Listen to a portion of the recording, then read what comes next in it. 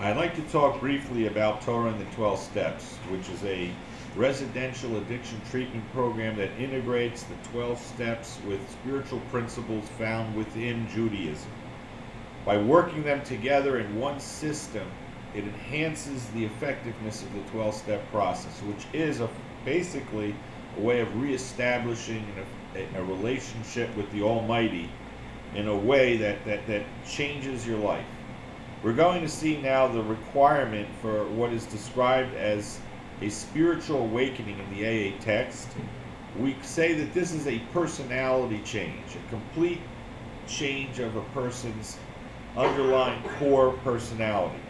Without this, it is absolutely impossible for an addict to stay clean.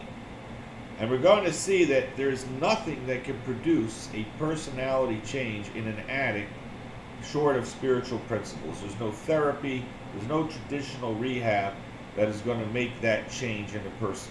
We're going to see that they're dealing on more of a thinking and behavioral level. They're not reaching the deeper aspects of the person, which we're going to see here. Now, what we're about to discuss briefly is powerlessness. Powerlessness is something that is completely misunderstood by most people. Let's take a look at page 24 in the big book, where it says the follows. At a certain point in the drinking of every alcoholic, he passes into a state where the most powerful desire to stop drinking is absolutely no avail. This tragic situation is already arrived in practically every case long before it is suspected.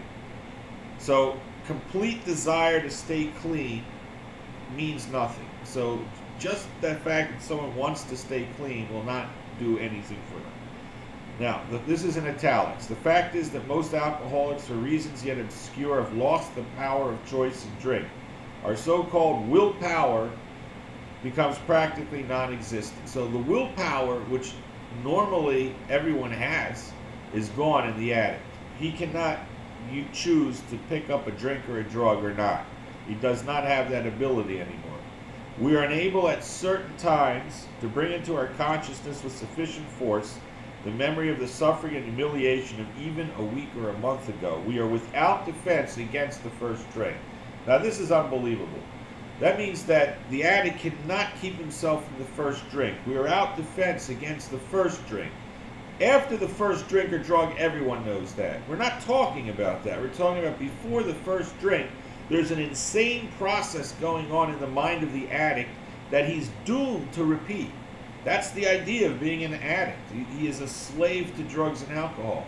He has no willpower whatsoever to stop. So there's no way of teaching him how to stay clean, which is what all the rehabs are trying to do. Relapse prevention will do nothing for an addict. He's not capable within his own power, any skill, to learn methods of preventing himself from relapse. That's the whole idea, the second half of the first step, that his life has become unmanageable. So what is the solution? We're in a lot of trouble here. So the solution is only tapping into God, power greater than ourselves, and having a spiritual awakening that we discussed. A complete personality change. The self-centeredness must go. Becoming a mensch, becoming someone who's community-oriented, someone who cares about other people, respects their parents, lives by the values of Judaism and universal principles within the 12 steps. This is the only solution. There's nothing short of that.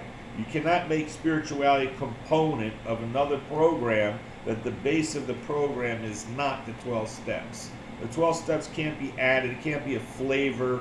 It can't be a marketing tool to have a 12-step philosophy, because the steps are not a philosophy. The steps are a way of life. So a person has to live by these principles, and only then can he transmit a message to others and help others stay clean. Thank you.